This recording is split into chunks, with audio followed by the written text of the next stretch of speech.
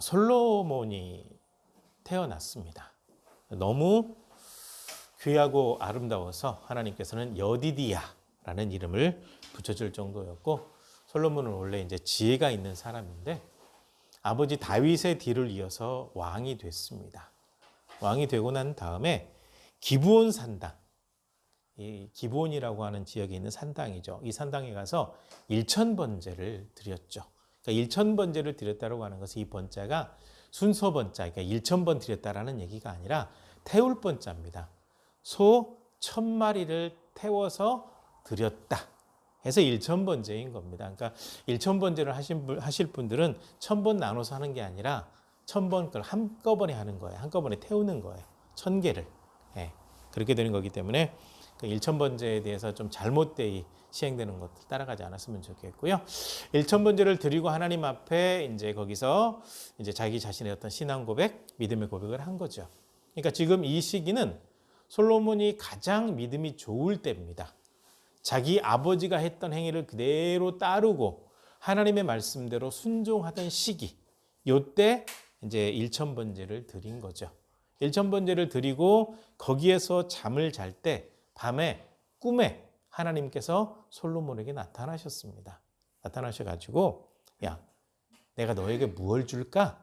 네가 원하는 게 무엇이냐? 라고 했더니, 제가 아버지 뒤를 이어서 왕이 되었는데 어린아이입니다. 물론 어린아이라고 표현하기 좀 어려워요.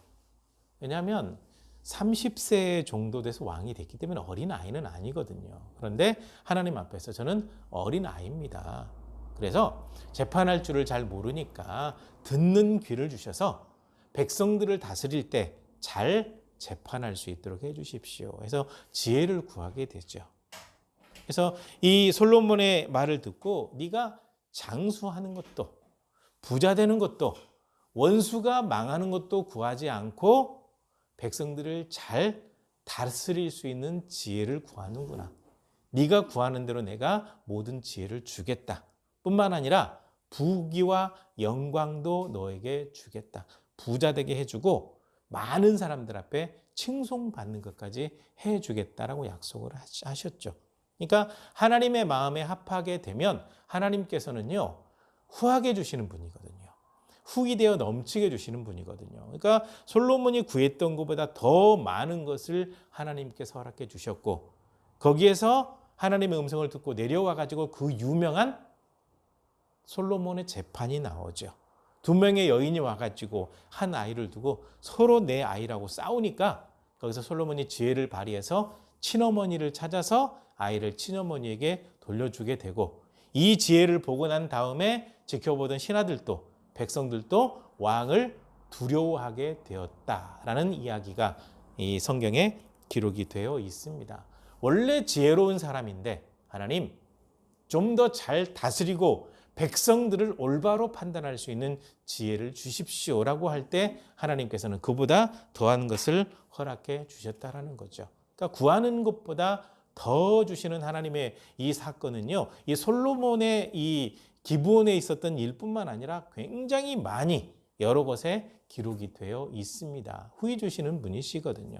그러므로 하나님 앞에 기도하는 일에 게으르지 마시기를 바랍니다. 믿음으로 기도하시기를 바랍니다.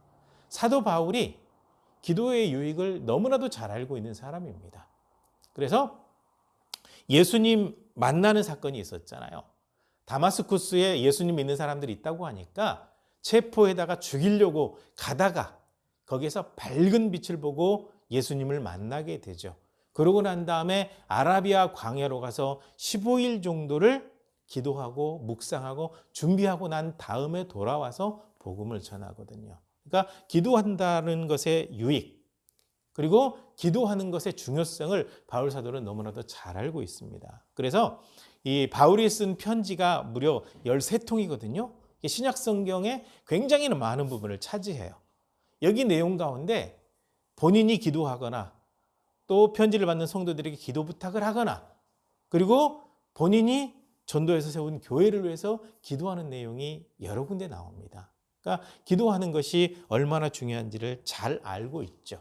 그리고 오늘 함께 읽었던 이 본문의 내용도 바울 사도가 기도하는 내용인데 에베소 교회 교인들을 위해서 기도하는 내용으로 구성이 되어 있습니다. 그리고 이 기도를 할 때 가장 중요한 핵심을 바울 사도가 언급을 해 놓았습니다. 하늘과 땅에 존재하고 있는 모든 것의 존재와 이름을 부여하신 하나님이라는 고백을 먼저 하고 있거든요. 그러니까 신앙이다, 믿음이다라고 얘기를 할 때 어디에서 출발을 해야 되는 거냐면요. 창조 신앙에 대해서 먼저 출발을 해야 됩니다. 지금 이제 작고 하셨는데 한동대를 세우신 분이 그런 간증을 한번 하신 적이 있었거든요. 신소재공학 박사예요. 그러니까 이 과학 쪽으로 박사면 특히 이제 과학계에 있는 사람들이나 의료계에 있는 사람들이 하나님 믿지 않는 사람들이 참 많거든요. 왜냐하면 과학적으로 뭔가 증명을 해보려고 그래도 증명이 안 되는 거니까 이성적으로 이해가 되지 않는 거, 논리적으로 과학적으로 증명이 되지 않는 걸 믿지 않거든요. 그러니까 이분 같은 경우도 미국에서 생활할 때 이제 공부하고 있을 때 또 내지는 이제 나사에서 근무하고 있을 때 이렇게 신앙생활을 하는데 신앙생활을 할 때 착하게 살아야 되고 선하게 살아야 되고 이웃을 사랑해야 되고 이거는 참 마음에 들더란 말이죠. 참 마음에 드는데 보리떡 5개와 물고기 2마리로 5,000명을 먹였다는데 이해가 안 되는 거예요. 그리고 가나 혼인잔치에서 맹물을 갖다 부어놨는데 이게 포도주로 바뀌었다니까 이 도대체 이게 말도 안 되는 허무맹랑한 걸 믿으라고 하냐.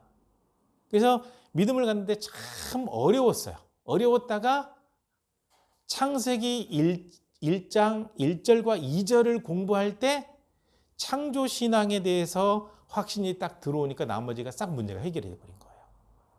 그러니까 아무것도 없는 상태에서 이 땅을 창조하신 분이라고 한다면 물로 포도주 만드는 거 아무 문제 되지 않아요. 보리떡 5개 물고기 2마리로 5,000명을 먹이고도 12광줄이 남기는 거 하나님 앞에 아무것도 아니에요. 없는 상태에서도 이 세계를 만드신 분이 겨우 그건 못한다고 한다면 능력이 없는 거잖아요. 그래서 창조주 하나님에 대한 믿음을 딱 세우고 나니까 모든 문제가 해결이 되더라라는 고백이 있는데 바울 사도는 이 진리를 더 일찍 알았습니다. 왜냐하면 율법학자거든요. 율법학자인데 율법서 가운데 가장 먼저 나오는 책이 뭔 줄 아세요? 창세기입니다. 창세기, 출애굽기, 레위기, 민수기, 신명기를 율법서라고 해요. 율법의 내용이 담겨 있거든요. 즉 율법의 내용은 이거잖아요. 하나님 사랑, 자기 사랑, 이웃 사랑. 하나님의 백성이 하나님의 백성답게 사는 법인데 가장 먼저 출발이 창세기부터 나오잖아요. 창조부터 나오거든요. 그래서 바울 사도가 율법학자인데 율법을 가르칠 때 가장 먼저 가르친 것은 창조하신 하나님부터 가르치는 겁니다. 창조하신 하나님에 대한 믿음이 딱 생겨버리게 되면 그 이후에 죽은 자를 살리거나 하나님께서 사람이 돼서 이 땅에 들어오시거나 어떤 일이나 다 의심 없이 해결이 돼요. 창조주 하나님이신데 무에서 유를 만드신 분인데 있는 거에서 있는 거 만드는 거야? 아무것도 아니기 때문에 그렇거든요. 그래서 바울 사도는 이걸 가르쳤거든요. 그러니까 에베소 교회 교인들도 복음을 들을 때 율법, 창조부터 시작해가지고 예수님을 통한 구원의 역사까지 쫙 가르쳤을 거 아니에요. 그래서 여러분들을 위해서 기도할 때 나는 여러분들을 위해서 가르쳤던 창조주 하나님 앞에 모든 것을 맡기고 기도하는데 이 하나님이 어떤 분이냐? 모든 것에 존재 의미를 부여하고 생명과 이름을 부여했을 뿐만 아니라 지금 모든 구원의 은혜를 베푸신 분이다라는 거죠. 그러니까 믿음을 강조할 때 창조신앙 그리고 창조주 하나님께서 어떤 은혜를 베푸셨는지에 대해서 잘 가르쳤기 때문에 내가 지금 기도할 때 이 땅을 만드신 하나님의 이름으로 여러분을 위해서 간절한 마음으로 기도하고 있습니다라는 거죠. 그러니까 그 믿음이요. 하나님께서는 불가능이 없으신 분이다. 무엇이든지 할 수 있는 분이다 라는 거죠. 그 과학에 관찰자 효과라고 하는 게 있어요. 관찰자 효과. 관찰자 효과가 무엇이냐면 이 세계에 존재하고 있는 것은요. 입자와 파동으로 되어 있습니다. 파동은 보이지 않는 전파 같은 거고 입자는 아무튼 보이는 거잖아요. 그러니까 이 세상은 보이는 것과 보이지 않는 걸로 이렇게 구성이 되어 있는데 이 관찰자 효과가 무엇이냐면 없는 것도 있다라고 의미를 부여하게 되면 있게 되는 거예요. 파동인데 너는 입자다. 그러니까 이게 성경에 있는 내용이 그대로 과학자들이 이걸 풀어냈다고 하는 게 참 신기한 일인데 우리가 그 믿음 생활할 때 그러잖아요. 네가 믿으면 믿은 대로 된다. 라고 하는 게 우리가 믿고 간구하게 되면 하나님의 역사하심으로 이루어지는 거잖아요. 근데 이게 과학에서 하는 얘기는 파동, 보이지 않는 파동이지만 너는 지금부터 있어라고 하면 입자로 딱 바뀌어버린다는 거예요. 과학자들이 이게 너무 신기한데 그냥 거기까지만 설명하고 그게 어떻게 된 건지를 설명을 못해요. 그게 이제 우리 신앙에서는 하나님께서 우리 기도를 듣고 역사하시기 때문에 그런 부분이 이루어지잖아요. 근데 그 부분을 관찰자 효과에 대해서 딱 확실하게 정립을 해놓고도 아직도 그 수수께끼를 못 풀어요. 과학자들이 이렇게 바보예요. 우리가 믿으니까 딱 문제가 해결이 돼버리잖아요. 바로 그 부분이죠. 그러니까 우리 하나님은 전능하신 분이고 전능하신 하나님 앞에서 믿고 기도하게 되면 그대로 이루어진다. 이것을 바울 사도는 너무나도 많이 체험을 했고 또 바울 사도를 통해서 전도되었던 수많은 사람들이 체험했던 내용이잖아요. 그 말씀이 바로 여기에 기록이 되어 있는 겁니다. 그래서 전능하신 하나님 앞에 모든 것을 이루시는 하나님 앞에 그리고 하지 못하는 일이 없으신 우리 하나님 앞에 간절한 마음으로 이렇게 기도하고 있습니다. 라고 하면서 하나님 앞에 드리는 기도의 내용을 세 가지로 딱 나눠서 언급을 하고 있습니다. 첫 번째 기도 제목은 무엇이냐면 에베소 교인들이 믿음 안에서 성령으로 말미암아 속사람이 강건해지기를 바라고 있는 겁니다. 속사람이요. 이 속사람은 다른 말로 하면 영혼이거든요. 사람이 육체적으로도 강건한 게 중요하지만 영혼이 건강한 것이 굉장히 중요합니다. 정신이라고도 표현하기도 하고 영혼이라고 표현하기도 하는데요. 정신이나 영혼이나 뭐 다 똑같은데 특별히 성경에서는 영혼으로 되어 있는데 영이 병들게 되면 육신이 병들게 되어 있습니다. 지금 심리적으로 굉장히 어려운 사람들이 많이 있잖아요. 마음이 병들었어요. 이게 영이 병든 거예요.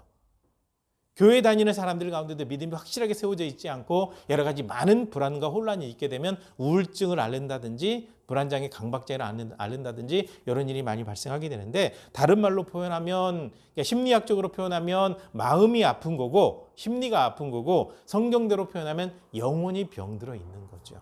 그러니까 속사람이 병들어 있는 겁니다. 속사람이 바른 믿음으로 서지 않고 변화되지 않고 자꾸 걱정 근심에 빠져 있고 불안에 빠져 있게 되니까 약해져요. 그리고 이 약해진 사람들의 공통적인 특징이 무엇이냐면요. 자꾸 부정적으로 생각합니다. 부정적으로 생각하는 사람들의 대표자가 무엇이냐면요. 기도합시다. 기도한다고 됩니까? 이렇게 나와요. 이런 분들은 기도에서 응답받은 기억이 없을 뿐더러 죄송합니다. 기도해도 안 된다라고 생각을 하기 때문에 아예 기도하지 않아요. 그러면 아무런 응답이 없습니다.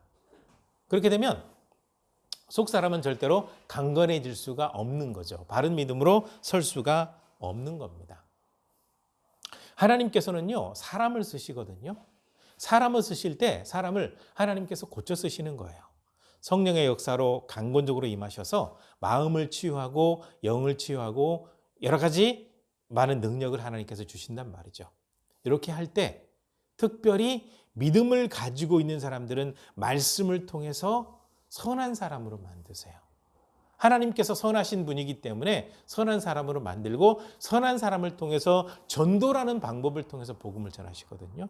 그러니까 신앙인들이 속사람이 변화되어서 선한 모습으로 살고 그 삶을 가지고 세상 속에서 결실을 맺어갈 때 많은 사람들에게 복음 전할 수 있는 힘이 생기거든요. 그런데 지금 한국교회나 세계교회가 굉장히 위험합니다. 왜 위험하냐면 의외로 교회 내에서 상처받아서 떠난 사람들이 너무 많아요. 그러니까 그냥 그 썬데이 크리스천 내지는 뭐 주일 예배가 대예배, 소예배라고 하는 이 자체도 표현 자체가 옳지 않은 건데요. 그냥 그저 예배 한번 드리는 걸로 신앙생활을 그냥 마무리하는 경우가 참 많이 있는데 그렇게 되면 영적으로 신앙적으로 믿음적으로 성장할 기회가 많지 않아요. 연약합니다. 물론 성령께서 강권적으로 역사하시게 되면 옛날 뭐 이제 유럽의 대부 운동이 일어날 때 성령의 역사하심 가운데 설교 듣고 선교사 되기로 작정하고 헌신하고 그런 분들도 많이 있고 또 여러 가지 많은 변화들이 나타났기 때문에 불가능하다고 말씀드리는 건 아니지만 지금처럼 그저 예배만 드리는 그런 상황으로 전개된다고 한다면 속 사람이 성장하지 않아요. 변화가 없어요. 그렇게 되다 보니까 교회 안에서도 이 계속 부딪히게 되고 상처를 받아요. 그런 일이 발생하기 때문에 에베소 교회 내에도 그런 일이 발생하는 거죠. 그래서 믿음 안에서 성령으로 말미암아 속 사람이 변화되었으면 좋겠습니다. 성경대로 표현하면 이제 그리스도 안에 있으니까 옛사람을 벗어버리고 좀 새 사람이 되었으면 좋겠습니다. 악한 모습, 잘못된 모습 이것을 버리고 하나님 앞에 거듭난 모습, 선한 사람의 모습으로 변모되었으면 좋겠습니다. 이게 바울사도의 간절한 기도입니다. 그러니까 이 기도가 뭐 계속해서 이루어지고 에베소 교인들도 기도하는 가운데 그렇게 전개되었다면 참 좋았을 텐데 지금 현재에 와서 보면 에베소 교회가 첫사랑을 잃어버리고 지금은 터만 남아 있어요.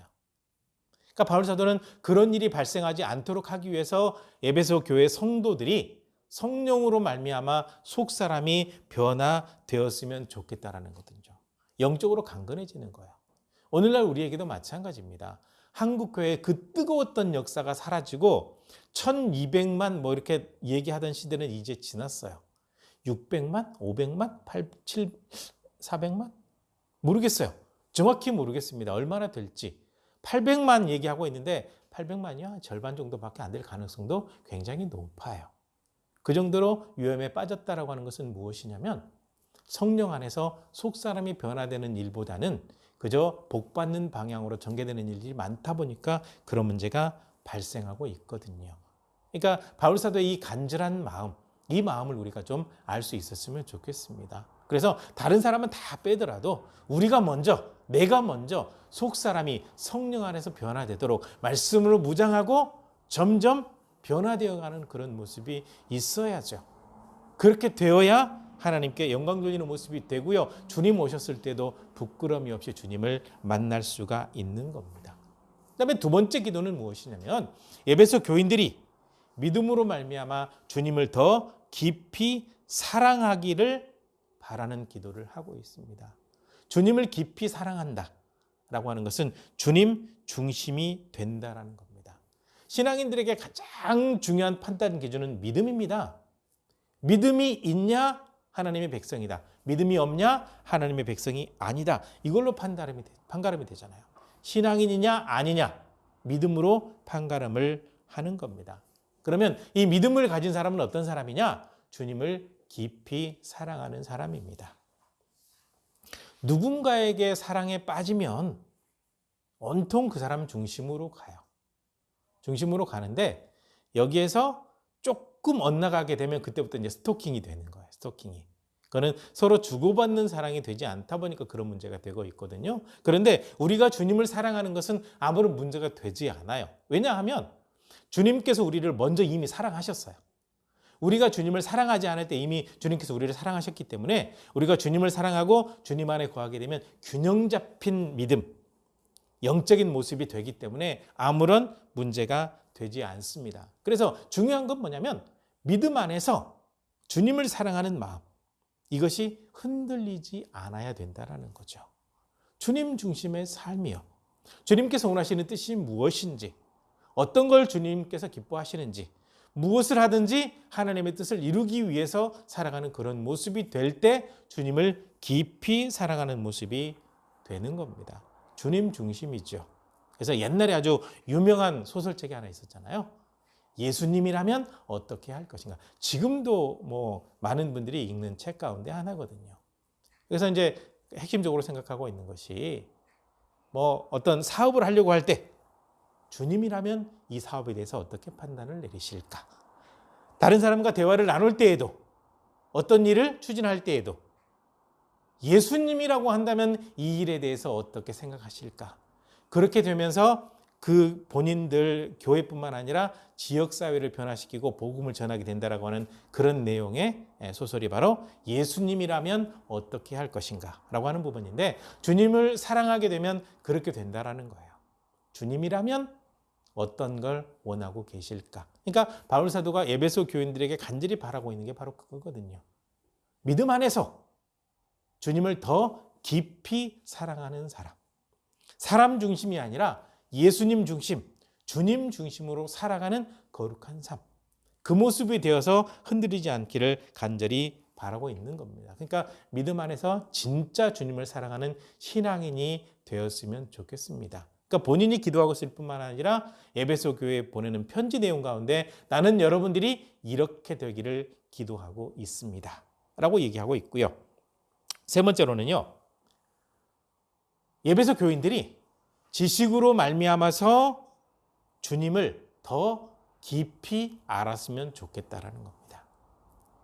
지식으로 말미암아라고 할 때 이 지식은 바울 사도가 가르친 성경의 내용을 이야기하고 있습니다. 그러니까 이 주님을 아는 지식이라고 할 때 이 지식은요, 하나님의 말씀을 얘기하고 있습니다. 하나님의 말씀을 통해서 주님께서 나는 어떤 신이다 라고 분명히 말씀하셨거든요. 그리고 내가 원하는 것은 이거다. 그리고 내가 원치 않는 것은 이거다. 그러니까 안다고 할 때 이 모든 것을 깊이 할 때 제대로 알게 되는 거거든요. 그런데 지금 굉장히 위험한 것 가운데 하나가 무엇이냐면 지식적으로 알고 있으니까 내가 믿음이 깊다라고 생각하거든요. 지식적으로 아는 건 지식적으로 아는 것일 뿐 바른 믿음이라고 보기 어렵습니다. 이게 이제 어디에서 이렇게 흘러왔냐면요. 지금 뭐 여러 가지 많은 이단들이 있는데 초대교회, 그러니까 말 그대로 예수님께서 승천하시고 난 다음에 한 10일 정도 마가다락방에서 기도하고 성령 충만함 받고 난 다음에 예루살렘 교회가 세워져요. 예루살렘 교회가 세워져 가지고 이제 거기에서 은혜 받은 사람들이 복음을 전할 때 주변에 있는 사람들이 유대인들이 굉장히 많이 믿게 돼요. 그러면서 순식간에 2만 명에서 한 3만 명 정도 교인들이 돼요. 바로 이때가 교회의 시작이고 초대교회가 거기서부터 출발을 하게 돼요. 출발해가지고 예루살렘 교회가 핍박을 받고 흩어진 사람들이 시리아 지역이라든지 흩어져서 교회를 세우게 되고 그 다음에 이제 이방인의 사도로 바울 사도가 소아시아 지역과 유럽 지역에 복음을 전하고 그때 이제 교회들이 많이 세워지게 돼요. 바로 요 시기를 초대교회 시기다라고 이렇게 표현을 합니다. 이렇게 초대교회 때 막 교회가 부흥하고 성장할 때 항상 명함이 있게 돼 있거든요. 한국 교회도 부흥하고 성장할 때 자기 주머니 채우는 목사들이 있는가 하면 교회를 헌신하는 목사들이 있었듯이 명함이 생겨요. 근데 초대교회도 마찬가지예요. 이 초대교회 때 이제 어떤 일이 벌어지게 되냐면 바울 사도가 복음을 전할 때에는 뭐 율법주의라든지 이런 이상한 이단들이 등장해가지고 초대교회를 힘들게 했다고 한다면 조금 시간이 지나고 난 다음에는 영지주의라고 하는 이단이 하게 돼요. 이 영지주의라고 하는 이단들이 어디에서 나오게 됐냐면 바울 사도가 이제 편지를 쓸 때 지식으로 말미암아서 여러분들이 주님을 깊이 알기를 원합니다든지 지식에 대한 얘기를 하게 되거든요. 이때 영적으로 성령 안에서 균형 잡는 거에 대해서 생각하지 않고 지식이 중요하구나. 그래가지고 싹 빼버리고 예수님도 빼버리고 지식을 많이 쌓게 되면 구원받는다라고 출발하게 된 게 영지주의예요. 그러면 자꾸 지식으로 가요. 지식의 논리로 가다 보니까 영적인 것보다는 자꾸 사람의 생각으로 가요. 그러다 보니까 이제 이 영지주의가 해석을 할 때 예수님은 진짜 하나님께서 이 땅으로 온 사람이 아니다. 사람에게 영이 덧입혔다. 이렇게 표현하기도 하고 때로는 사람이 아니라 영으로 왔다. 십자가의 죽으심도 기절에 딱 깨어났다. 이렇게 바뀌면서 교회를 망가뜨리게 되거든요. 그러니까 단순하게 지식으로만 빠지게 되면 논리에 빠지게 돼요. 이 논리에 빠지게 되면 그저 아는 것이고 논리일 뿐 그것이 믿음이 될 수가 없거든요. 그래서 바울 사도가 이렇게 표현하고 있는 것은 무엇이냐면 하나님의 말씀을 통해서 하나님에 대해서 제대로 알아가는 과정 속에 항상 바울 사도가 복음을 전할 때 그런 일이 있었거든요. 성경을 가르치고 복음을 가르치고 이렇게 전파할 때 성령께서 임하세요. 그래서 거기 있는 사람들이 가장 기본적으로 그때 당시에는 방언 기도를 하게 된다든지 영적인 은사가 나타나서 예언을 한다든지 그런 일이 발생하거든요. 그러니까 바울 사도가 원하는 것은 무엇이냐면 그저 지식적으로 많이 공부하고 많이 아는 것을 얘기하는 것이 아니라 하나님의 말씀을 공부해가는 과정 속에 성령의 역사하심을 받고 주님에 대해서 제대로 알기를 원한다는 거죠. 그래서 안다라고 할 때 이 단어를 지식적으로 안다라는 표현이 아니고 경험적으로 안다라는 단어를 쓰고 있거든요. 그러니까 그 헬라어나 히브리어 같은 경우 안다라고 할 때 지식적으로 아는 거하고 또 경험적으로 아는 거하고 단어가 달라요. 근데 여기 쓰고 있는 단어는 경험적으로 알게 된다는 거죠. 하나님의 말씀을 지식적으로 공부하고 말씀으로 무장할 때 성령의 역사하심으로 마음이 뜨거워지고 확신을 갖게 되는, 그리고 때로는 방언을 한다든지 예언을 한다든지 은사가 나타난다든지 이런 체험을 하게 되는 그런 일들이 있고, 또 믿음을 가지고 있는 사람들 가운데 연약한 자들을 위해서 기도하면 병이 낫는 그런 기적도 나타나고, 그러니까 체험이죠. 아, 믿음을 가지고 나아갈 때 주님께서 이렇게 역사하시는구나. 주님은 살아계시구나. 주님은 진짜로 말씀하신 대로 그대로 이루시는 분이구나 라고 하는 것을 알게 되는 거예요. 그러니까 바울 사도가 원하는 것은요, 열심히 가르쳤던 이 말씀을 묵상하고 열심히 공부하고 또 가까이 하는 가운데 하나님의 역사하심을 따라 성령께서 강력하게 임하시는 그 경험을 통해서 경험적으로 알고 흔들리지 않는 믿음을 갖기를 바란다는 겁니다. 그래서 말을 할 때 여기서 지식은 세상적인 지식이 아니라 하나님의 말씀을 얘기하는 거고, 알게 된다고 할 때 이것은 감정적인 체험, 성령의 역사를 얘기하고 있는 겁니다. 이 과정을 통해서 하나님을 제대로 알고 흔들림 없는 믿음을 에베소 교인들이 가졌으면 좋겠다라는 겁니다. 이렇게 간절한 마음으로 기도했는데 시간이 흐른 다음에 에베소 교인들이 변해버리는 바람에 첫사랑이 식어져 버렸죠. 근데 바울 사도가 분명히 얘기하고 있는 것은 무엇이냐면요, 지금 내가 이렇게 열심히 그리고 간절하게 기도하고 있는데 하나님께서는 내가 구하는 것보다 더 많게 넘치게 역사하시고 부어주실 줄 믿는다라는 거예요. 물론 바울 사도가 이렇게 열심히 기도했고 당시에 처음에 에베소 교인들은 믿음이 참 좋았기 때문에 계속해서 믿음이 성장해 가요. 성장해 가면서 뭐 가난한 예루살렘 교회를 위해서 헌금을 내 가지고 보낼 정도로 그런 마음을 가지고 있었던 교회였는데 지금 참 안타깝죠. 아무튼 뭐 이미 무너져버린 교회만 안타까워해보면 아무런 소용이 없고요. 이 말씀 속에서 우리가 교훈을 얻어야 되는 겁니다. 주님께서는요, 믿음으로 기도하면 그만큼이 아니라 그보다 더 놀랍게 역사하신다라는 거예요. 솔로몬이 그저 지혜만 구했는데 더 많이 주신 것처럼, 간절히 기도한 바울이 그저 사역을 위해서 기도했는데 더 많은 열매를 주신 것처럼 넘치게 하시는 거거든요. 그래서 그 은혜를 또 믿음 안에서 기도하는 가운데 받게 되시기를 간절히 주님으로 이름으로 부탁을 드립니다. 주님께 맡기고 기도하면 이 모든 역사가 나타나고요. 이렇게 살아가면서 바울 사도가 마지막으로 강조하고 있는 것은 무엇이냐면 주님께서는 그렇게 역사하시니까 믿음으로 기도하고 그 은혜를 받아 누리고 하나님의 영광을 위해서 사십시다 라고 권면하면서 이 편지를 마무리하고 있습니다.